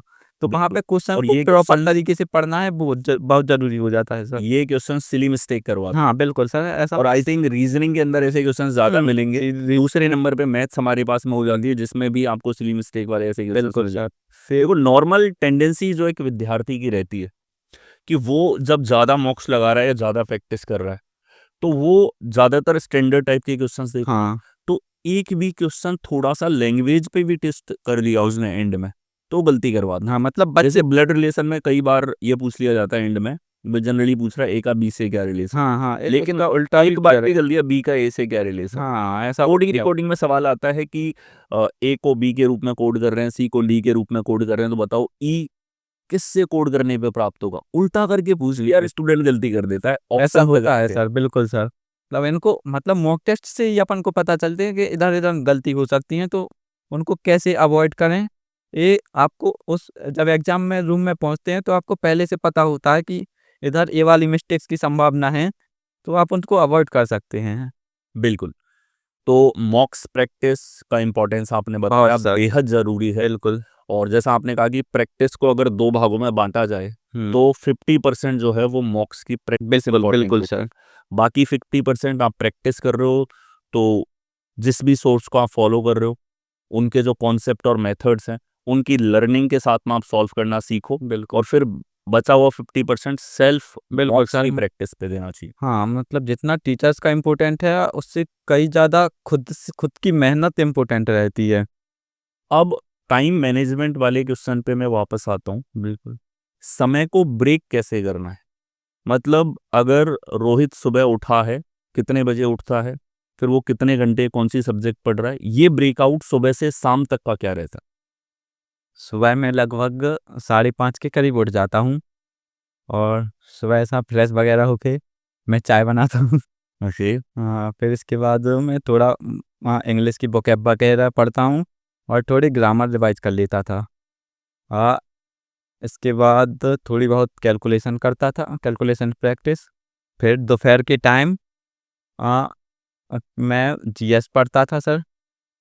और शाम के टाइम मैं मैथ्स के क्वेश्चन लगाता था और मतलब ऐसा फिक्स शेड्यूल नहीं बना रखा था। मैं ये नॉर्मली बता रहा हूँ कि जो अक्सर मैं फॉलो करता था और फिक्स होना भी नहीं चाहिए। मतलब ऐसा है कि बच्चों को खुद को बच्चों को सबसे पहले सेल्फ एनालाइज करना चाहिए कि मुझे किस सब्जेक्ट में कितने टाइम की ज़रूरत है, कौन सा सब्जेक्ट मेरा पहले से स्ट्रांग है और किधर मेरी वीकनेस है। तो उस सब को देखकर खुद का शेड्यूल, मतलब टॉपर्स के शेड्यूल को फॉलो करके आप टॉपर्स नहीं बन सकते। आप खुद का शेड्यूल बनाइए और खुद की मिस्टेक्स के हिसाब से, खुद में वीकनेस और जो आपके स्ट्रॉन्ग पॉइंट हैं उनके हिसाब से शेड्यूल बनाइए। मैंने किसी टॉपर को फॉलो नहीं किया है कि मैं जो टॉपर ऐसा करता है तो वैसा हम करें। जो आपका शेड्यूल है आप उसको अच्छे से फॉलो करेंगे तो अगली साल जो आपका शेड्यूल है वही तो एक, यदि आप टॉपर बन जाते हैं तो वो एक टॉपर का शेड्यूल बन जाएगा। बस इतना सा अंतर होता है सर। बिल्कुल सही कहा रोहित ने। हाँ, मतलब स्ट्रिक्टली फॉलो करना कोई ज़रूरी नहीं है। बिल्कुल अपने हिसाब से टाइमिंग को फ्लेक्सिबल रखिए। तो टाइम में एक मेजर डिवीजन अगर रखना चाहे, आप क्या एडवाइस दोगे एक स्टूडेंट को जो अभी तैयारी शुरू कर रहा है, 2025 में वो तैयारी शुरू कर रहा है, उसको एक साल में 2026 में कोई ना कोई एग्जाम क्रैक करना है, वो एसएससी सीजीएल हो, सीएचएसएल हो, NTS, GD, steno, CPO, face, Delhi police, तो उसके लिए उसका टाइम डिवीजन क्या रहना चाहिए? भाई एक दिन में वो 10 घंटे पढ़ रहा है तो डिवीजन क्या हो? तो 10 घंटे से करीब स्टार्टिंग फेज है यदि, तो उसमें से करीब 3 से 4 आवर्स आपको मैथ्स में देने पड़ेंगे। ओके। हाँ, और रीजनिंग में आप शुरू में 1 डेढ़ घंटे देते रहिए। ठीक है। मतलब थोड़े, हाँ, मतलब चैप्टर वाइज़ अच्छे से नोट्स बना लीजिए और उसमें थोड़ी बहुत प्रैक्टिस करते रहिए खुद से ही। हाँ, या टीचर से प्रैक्टिस करवाते हैं तो वो भी कर सकते हैं। और इंग्लिश में प्रॉपर शुरू में, यदि आप हिंदी मीडियम से हैं तो आपको बहुत प्रॉब्लम होने वाली है और बहुत मेहनत करनी पड़ेगी। यदि इंग्लिश मीडियम से हैं तो फिर इतनी ज़्यादा प्रॉब्लम नहीं, और जैसे मैथ्स में है तो मैथ्स वाले बैकग्राउंड को थोड़ा ईज़ी रहता है, और जो आर्ट्स वाले होते हैं तो आर्ट्स वालों को उसमें प्रॉब्लम रह जाती है। और 1 डेढ़ घंटे रीजनिंग को, इंग्लिश में शुरू में आपको काफ़ी टाइम देना पड़ेगा क्योंकि आपको ग्रामर्स के रूल बहुत बेसिक से सीखना पड़ते हैं। और जीके जीएस में अक्सर बच्चे परेशान होते हैं, तो मतलब आपको जीके जीएस बहुत वास्ट है। तो आपको किसी ऐसे टीचर को सिलेक्ट करना है कि जो बिल्कुल कॉन्साइज वे में आपको मटेरियल दे, जिससे 7-8 महीने में काफ़ी टोटल अच्छे तरीके से सिलेबस हो जाए और उसके बाद आप खुद से पीवाईक्यू प्रैक्टिस करिएगा। तो सर ऐसा ही है कि मतलब फ्लेक्सिबिलिटी अपने हिसाब से रख सकते हैं। तो अल्टीमेटली स्टूडेंट जो है वो, जो स्टार्टिंग में हमने पॉइंट डिस्कस किया, अपनी वीकनेस पे काम करे, हाँ, वही है सर, वीकनेस को स्ट्रेंथन करना है, बिल्कुल, आपकी कमजोरी आपको बताएगी आपको नेक्स्ट क्या पढ़ना है, बिल्कुल।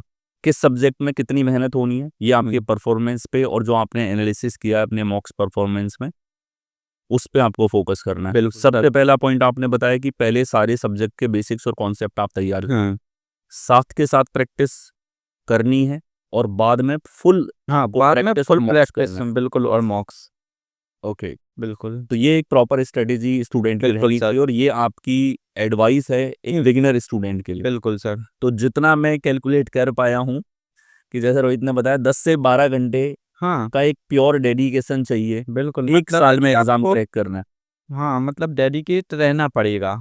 डेडिकेट रहना पड़े। बिल्कुल, और एक साल के इस टाइम में रोहित ने जैसा बताया, अगर इंग्लिश मीडियम नहीं है तो समय ज़्यादा लग सकता है क्योंकि बिल्कुल। इंग्लिश को कवर करने में आपको टाइम लगेगा। मतलब बच्चों को, आर्ट्स का बैकग्राउंड है हाँ, तो मैं, वो मैथ्स में ज़्यादा टाइम देना पड़ेगा, बिल्कुल सर, है ना। बाकी किसी का साइंस का बैकग्राउंड है तो और वो जो है साथ के साथ में उसका इंग्लिश मीडियम है, हुँ, तो वो एक परफेक्ट सिनारियो है। हाँ, ऐसा candidate with in 1 year exam हाँ, कर मोर सकता है, देन इनफ टाइम है 1 ईयर।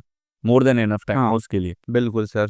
तो अगर कोई आर्ट्स का कैंडिडेट है, ठीक है, हुँ, और आर्ट्स के कैंडिडेट होने के साथ साथ उसकी मैथ्स भी वीक है, लेकिन उसके अंदर डेडिकेशन है और वो पढ़ाई कर रहा है और रेगुलर टाइम दे रहा है अपनी प्रिपरेशन को, तो उसे आपके अकॉर्डिंग कितना समय लगेगा एक अच्छा रिजल्ट देने में, सेलेक्ट होने में? तो मैं 2 इयर्स में हो सकता है आसानी से। 2 साल में हाँ हो सकता है। मतलब ये टाइम जो आपने खुद के लिए बताया उसकी तुलना में डबल टाइम माना जा सकता है। हाँ, मतलब हवाबाजी नहीं करूँगा मैं बिल्कुल भी। मतलब पढ़ना तो पड़ेगा, आपको मेहनत करनी पड़ेगी। एक तो ऐसा है कि यदि आप हिंदी मीडियम से हैं तो आपको इंग्लिश में भी वो ज़्यादा टाइम देना पड़ेगा और साथ ही मैथ्स में भी। तो 1 साल में मतलब मैथ्स को अच्छे से समझने में, उसका मतलब जिस टाइप की लैंग्वेज लिखी जाती है और साथ में इंग्लिश के कॉम्प्रिहेंशन वाली पार्ट में, तो 2 इयर्स आसानी बिल्कुल अच्छे हो सकते हैं enough. 2 years can be sufficient बिल्कुल सर। एक ऐसे स्टूडेंट को जो आर्ट्स बैकग्राउंड से है, कमजोर बैकग्राउंड से है बिल्कुल बहुत और फिर कमज़ोर है सर। कंपटीशन को फाइट करना हाँ, मैं बहुत कमज़ोर स्टूडेंट की बोल रहा हूँ। बहुत कमजोर स्टूडेंट के लिए। ओके, तो नेक्स्ट सेगमेंट की तरफ हम लोग यहाँ पर बढ़ेंगे। रिसोर्सेस आपने शेयर किए कि ऑनलाइन जो है अलग अलग कौन कौन से रिसोर्सेस को यूटिलाइज किया जा सकता है एक अच्छी प्रिपरेशन के लिए। तो इसके अलावा बुक्स के लेवल पे भी आपने कुछ बुक्स परचेज करी या ऑफलाइन आपने कहीं कोचिंग करी? ऑफ़लाइन मैं कोचिंग नहीं किया हूँ सर, ओके। और बुक्स पीवाईक्यू बेस्ड परचेज़ की जा सकती हैं। मतलब इसमें PYQ based। हाँ, मतलब जा उसमें पीवाईक्यू हो। तो अल्टीमेटली प्रैक्टिस इज दी की। हाँ, आप वो PYQs की बुक से करो हाँ, या कहीं से करो, करना खुद को पड़ेगा। बिल्कुल ओके। चलिए, तो इस प्रिपरेशन के दौरान कोई ऐसा मेजर चैलेंज जो आज भी याद आता है कि इसकी वजह से शायद मेरा परफॉर्मेंस जो है वो खराब हो सकता था या हुआ? हुआ तो खैर नहीं। बेहतर रिजल्ट आया है, AIR 1 है तो रिजल्ट तो बेस्ट आया है। हुँ। लेकिन जो प्रॉब्लम सबकी लाइफ में होती है कि स्टूडेंट की लाइफ में भी कई तरह की प्रॉब्लम्स आती हैं, तो आपने कैसे उनको ओवरकम किया? हाँ सर, एक तो ये है कि आप किस टाइप का माइंडसेट रखते हैं। यदि आप प्रॉब्लम्स को देखेंगे, तो आपको प्रॉब्लम्स नज़र आएँगी। यदि आप अपने मेन सब्जेक्ट और आपको ये कि आपको अच्छे से क्लियर करना है, उस पर फ़ोकस कर देते हैं, तो फिर प्रॉब्लम्स आपको नज़र नहीं आएँगी। मतलब इट्स ऑल अबाउट माइंडसेट। हाँ, हमारा माइंडसेट अगर पॉजिटिव है तो हम पॉजिटिव वे में प्रॉब्लम्स को डील करेंगे हाँ, और वो प्रॉब्लम्स हमको इतना दिखेंगी नहीं। हाँ, आप हाइप करोगे कि ये समस्या आ गया, इस ऐसे सॉल्व नहीं हो रही, इसकी वजह से मैं ये नहीं कर पाऊंगा, भाई तो साहब, आपको बड़ी दिखेगी वो बिल्कुल ना, बच्चे ऐसा करते हैं कि उनके पास ना पढ़ने के हज़ारों बहाने ढूँढ लेते हैं। मतलब कोई भी बहाना हो जाता है कि नहीं, आज में ये हो गया तो मैं थोड़ा नहीं पढ़ता हूँ, कल से पढ़ लूँगा। तो आपको वो बहाने नहीं ढूँढना है, आपको सिर्फ़ ये देखना है कि मैं किसी बहाने बस पढ़ लूँ, कहीं भी पढ़ लूँ, कहीं भी मौका मिलता है, तो थोड़ा रिवीज़न करता रहूँ, ऐसा करना है सर। ओके, तो कभी कोई सेल्फ डाउट हुआ खुद के ऊपर कि मैं कंपटीशन एग्जाम नहीं निकाल पाऊंगा? कभी किसी लेवल पे लगा? बिल्कुल नहीं, नहीं लगा। बिल्कुल भी नहीं। ओके, तो सेल्फ बिलीव था आपको हाँ स्टार्टिंग सर, से? बिल्कुल, मैं पहले भी बता चुका हूँ कई जगह कि मैं पहले से ही AIR 1 कई कॉपियों पे लिख चुका हूँ सर, और मैंने इससे पहले एक और चैनल बना रखा था, उसमें मैं कई वीडियो पहले से ही कि मतलब प्रिपेयरिंग फॉर AIR 1 मैं डाल रखा था पहले भी। देखो ये कॉन्फिडेंस को दर्शाता है। बिल्कुल सर, जब आप एक मेहनत कैंडिडेट जो ऑल इंडिया रैंक 1 नहीं लेके आया है वो अपनी डायरी में मेंशन कर रहा है कि वो ऑल इंडिया रैंक 1 लेके आएगा, जो कि अपने आप में किसी भी कंपटीशन एग्जाम के अंदर एक बहुत बड़ा अचीवमेंट। बिल्कुल सर, जब आप 40 लाख के बच्चों के बीच में मतलब इतना खुद पे कॉन्फिडेंस रखते हैं, यदि आपकी मेहनत उस लेवल की होती है पहले से, तो आप खुद पर इतना बिलीव कर सकते हैं। तो ये सेल्फ बिलीव है सबसे बड़ा फैक्टर एक कैंडिडेट के बेहतर परफॉर्मेंस का। बिल्कुल सर। चलिए, अब मुझे बताइए एग्जाम डे एक्सपीरियंस। प्री के पेपर के 2 हफ्ते बचे हैं।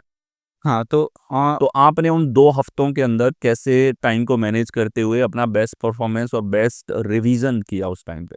हाँ, तो जब आपके पास बिल्कुल मैं क्या करता था लास्ट 15 डेज़ मैं बिल्कुल स्ट्रेटजी बना लेता था कि इस टाइम को मैक्सिमम लेवल पे यूटिलाइज़ करना है, और प्रॉपर हर एक सब्जेक्ट की लिख लेता था।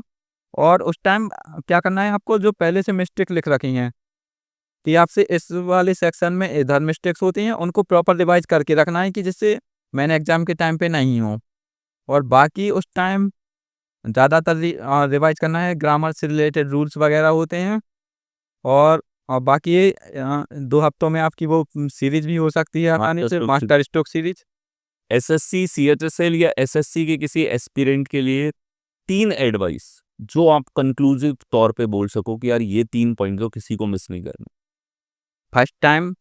फर्स्ट है प्रोक्रास्टिनेशन नहीं करना है। मतलब आपको जो आप पढ़ रहे हो आपको आप बात के लिए नहीं टालना है सर। सेकंड, डिस्ट्रैक्शन से दूर रहना है।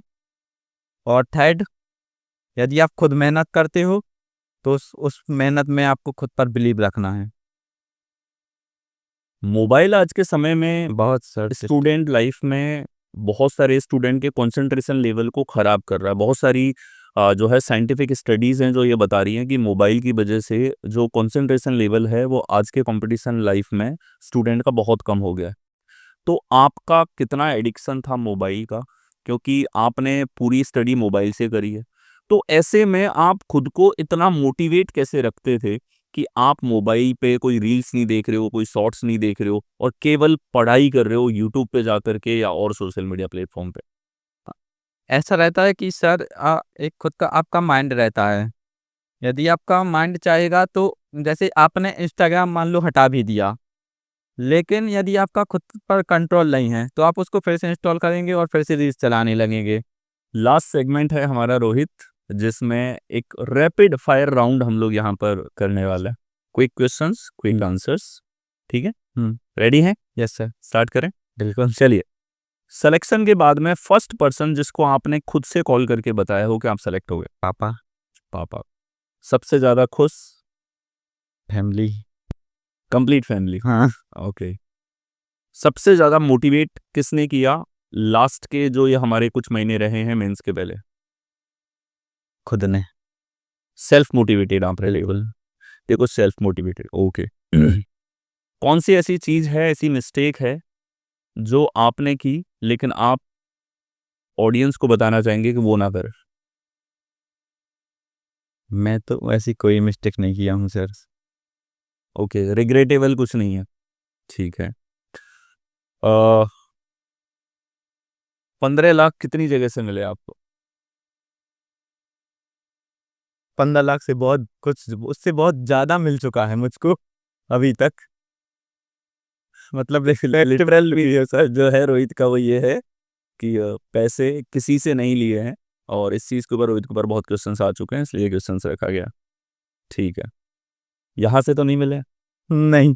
कुछ नहीं मिला है? नहीं, गेम खेल के आया प्ले स्टेशन आपके साथ, वहां पर देखो पानी चला है, एंजॉय किया है। और लास्ट नाइट हम लोगों ने काफ़ी एंजॉय किया, मॉल वगैरह हम लोग घूमने गए साथ में। चलिए। अ, दूसरे जो स्टूडेंट हैं उनको मोटिवेट रखने के लिए आप क्या कहना चाहोगे? हाँ, आप दूसरी चीज़ों से मोटिवेट नहीं हुई। आप सेल्फ मोटिवेटेड रहिए। ये ज़रूरी है, क्योंकि बाहरी चीज़ें बदल सकती हैं। एक्सटर्नल चीज़ों पर आप रखेंगे कि एक्सटर्नल चीज़ें आपके मोटिवेशन के लिए, तो वो बाकी चीज़ें बदल सकती हैं। बट सबसे ज़रूरी है सेल्फ मोटिवेटेड रहना सर। कम से कम कितने घंटे पढ़ना चाहिए एक स्टूडेंट को? 10 आवर्स। 10 आवर्स। स्ट्रेस को कैसे मैनेज करना है? हुँ, हुँ, थोड़ा मतलब योगा वगैरह मैं सुबह करता था सर। ओके। तो उससे मतलब माइंडसेट अच्छा बना रहता है, पॉजिटिव। स्ट्रेस ज़्यादा नहीं फ़ील होता। ओके। क्या रोहित की गर्लफ्रेंड थी? नहीं। ओके। मोस्ट डिफिकल्ट जो कड़ी आप मानोगे कि आपके रैंक 1 में जिसको ओवरकम करने में आपको काफ़ी समय लगा? कोई सब्जेक्ट हो सकती है, कोई पर्टिकुलर टॉपिक हो सकता है। GS. GS. Long study hours में कौन सी चीज़ आपको हमेशा मोटिवेटेड रखती थी? आपने कहा 10 घंटे मिनिमम 12 घंटे स्टूडेंट पढ़ रहा है, तो कौन सी ऐसी चीज़ है 12 घंटे तक उसकी बैटरी पूरी चले, ऐसे मोटिवेटेड रखे उसको? कॉफियों पे लिखा हुआ EIR1।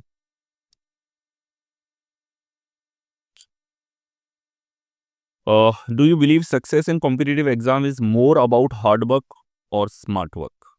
बोथ। दोनों। ओके। कौन सी ऐसी आदत है जो आपको ऐसा लगता है कि नहीं होनी चाहिए थी? हम्म, थोड़ा सोना जाना पसंद करता हूँ। तो सोते तो सभी हैं उसके हाँ। अलावा। और कितने घंटे सोते हैं आप? हाँ, मैं मैं दिन के कभी-कभी सो जाता हूँ, तो काफ़ी देर तक सोता रहता हूँ। वैसे ज़्यादा नहीं है, ऐसा कुछ नहीं है सर। ऐसा कुछ नहीं है। हुँ। ओके। नेगेटिव मार्किंग को कैसे हैंडल करते हैं एग्ज़ाम में? नेगेटिव मार्किंग मेंस में ज़्यादा इम्पोर्टेंट हो जाती है। प्री में यदि आप थोड़ा लगा सकते हैं, मतलब सोच के ऑप्शन 1-2 एलिमिनेट करके, हाँ, तो प्री में तुक्के थोड़े लगाए जा सकते हैं। मेंस में बहुत ज़्यादा इफ़ेक्ट रहता है, तो मेंस में अवॉइड करना चाहिए तुक्कों को। क्या एआईआर 1 ने भी सीएचएसएल में कुछ तुक्के लगाए? Yes, obviously yes. कितने तुक्के लगाए? मैं लगाया था जीएस में 2 तुक्के और दोनों करेक्ट। दोनों करेक्ट। तो वो तुक्के नहीं होते, वो मतलब वो एजुकेटेड गैस होता है, एक तरीके से। एजुकेटेड गैस कह सकते हैं, हाँ, तुक्का कहना थोड़ा सही नहीं होगा। हाँ। ओके। फाइनल टिप्स स्टूडेंट्स के लास्ट मिनट रिवीजन के लिए? खुद के नोट्स से रिवाइज़ करना चाहिए बस। सेल्फ नोट्स ज़रूर हों हाँ, बिल्कुल। और उनसे रिवीजन रेगुलर। हाँ, उसके अलावा प्रैक्टिस, हाँ, जिसमें से 50% आपको मॉक्स पे बिल्कुल। आपका टाइम स्पेंड करना है। चलो, एक और अमेजिंग सा सेगमेंट यहाँ पे है रोहित, जिसमें हम लोग जो हैं वो डिस्कस करने वाले हैं कुछ फनी इंसिडेंट्स की, जो आदमी के दिमाग में बैठ जाते हैं और हमेशा एक फनी मेमोरी के रूप में याद रहते हैं। तो ऐसी कुछ यादें हैं आपकी? हाँ, बिल्कुल, बहुत सारी हैं सर। वैसे तो मैं बताऊँगा कुछ सबसे। कॉलेज टाइम की हाँ, बताओ। कॉलेज ही टाइम की। क्या होता था, हम लोग हॉस्टल में रहते थे, अलग से हमको कॉलेज का नहीं मिला था हॉस्टल, अलग से रहते थे। तो उधर रूल्स था कि आपको रात के 10 बजे के बाद बाहर नहीं निकलना है। तो क्या होता था कि हम लोग मेरे फ्रेंड्स थे, हम लोग 6 लोग रहते थे। तो वो लोग हम मुझे चादर ओढ़ा देते थे, बोल रहे थे वो कि यदि वैसे तो पकड़े नहीं जाते थे बाहर जाने में। यदि पकड़े भी जाएँ तो ये सोच के कि इसको ये बीमार हो गया है, इसको हॉस्पिटल लेवाया जा रहे हैं। और ऐसे हम लोग 10 बजे के बाद, मतलब जब ये हो जाता था कि इसके बाद आपको वहाँ से मतलब बाहर नहीं जाना है। उस टाइम हम लोग बाहर निकलते थे हॉस्टल से, और कई बार तो 12 बजे तक घूम के आए हैं, घूमते रहे। और 1-2 बार तब एक हम लोग गए थे घूमने, वहाँ पे एक फोर्ट है। तो उधर हम लोग गए, तो उधर हम 4 बजे के बाद एंट्री बंद हो जाती है।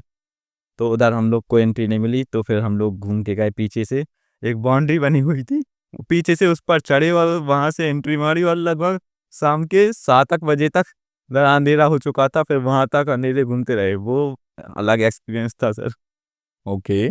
कुछ और किस्से स्कूल टाइम के आपको याद आ रहे हो? जाना कुछ नहीं है, मैं इतना एक्टिव नहीं था स्कूल टाइम, बिल्कुल ओके, भी। पूरा फोकस पढ़ाई पे। तो सर लास्ट में मैं एक लाइन ऐड करना चाहूँगा कि फर्श से अर्श तक का जो अंतर होता है, उसी का नाम संघर्ष होता है। क्या बात है, बहुत ही बढ़िया लाइन ये हो जाती है हमारे पास में। तो कुछ कमेंट्स हैं स्टूडेंट के, वो हम लोग यहाँ पे लेने वाले हैं अभी। तो रोहित, कुछ सवाल हैं जो स्टूडेंट ने आपसे पूछे हैं, उनको हम लोग डिस्कस करेंगे यहाँ पे। बिल्कुल सर। तो सवाल हैं जो स्टूडेंट ने पूछे हैं, सभी के सवाल one by one with name मैं पूछता हुआ चलूँगा यहाँ पे। तो स्पिरिचुअल लर्नर पूछ रहे हैं कि रीजनिंग को बहुत कम टाइम में सॉल्व करने की निंजा टेक्निक बताइए। आपकी मास्टर स्ट्रोक सीरीज।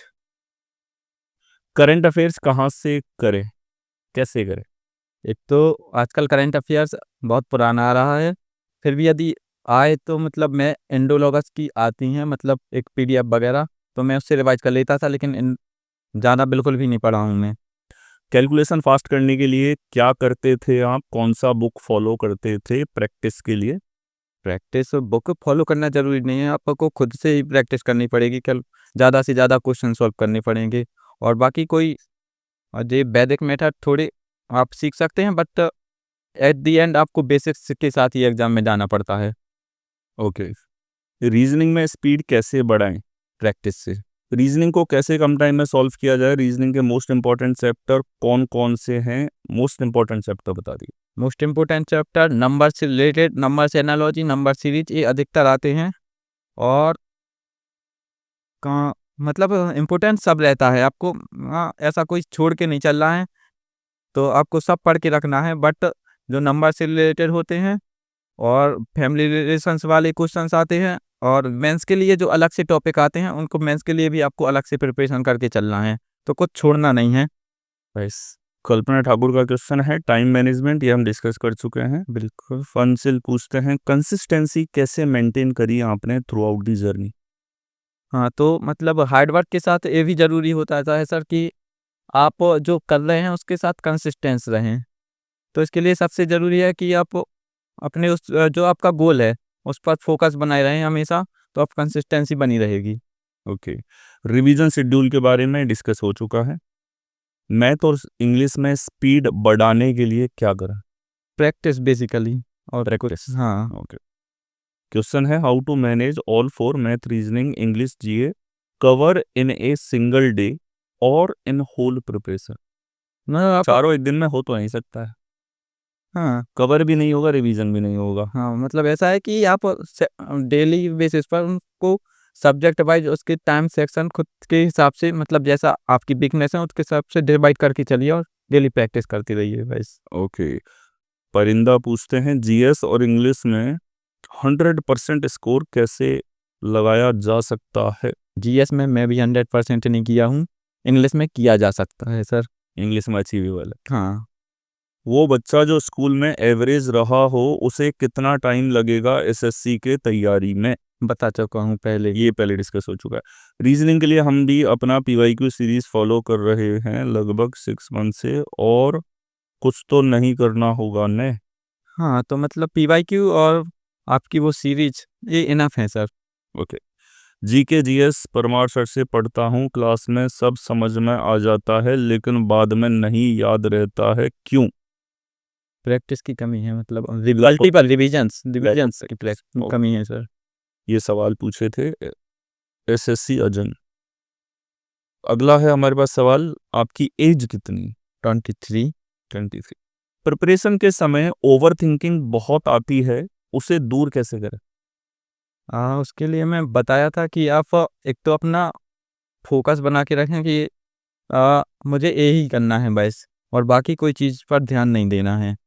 और सेकंड थिंग, थोड़ा बहुत योगा प्राणायाम सुबह कर सकते हैं जिससे माइंड सेट अच्छा रहता है दिन भर। देखो मैं मानता हूँ ओवर थिंकिंग तभी होती है जब आदमी हाँ, मतलब फ्री बहुत बैठे ज़्यादा रहते हैं। कंसंट्रेशन जो है ना उसको डिस्टर्ब करने वाली चीज़ों के टच में रहता है।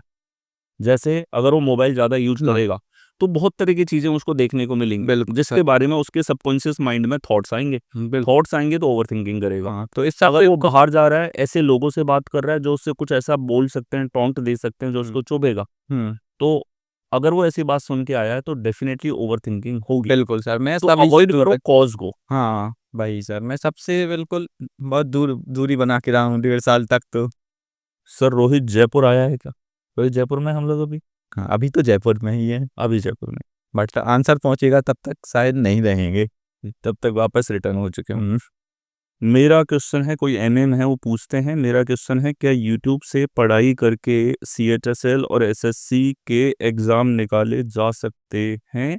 प्लीज बताइए। सिर्फ निकाली नहीं जा सकते, AIR-1 भी लाई जा सकती है। AIR-1 भी लाई जा सकती है, लाइव एग्जांपल आपके सामने है। बिल्कुल सर। अपने जेन्युइन कितना टाइम दिया एसएससी प्रिपरेशन को और अपनी एज क्या है अकॉर्डिंग टू योर डॉक्यूमेंट्स?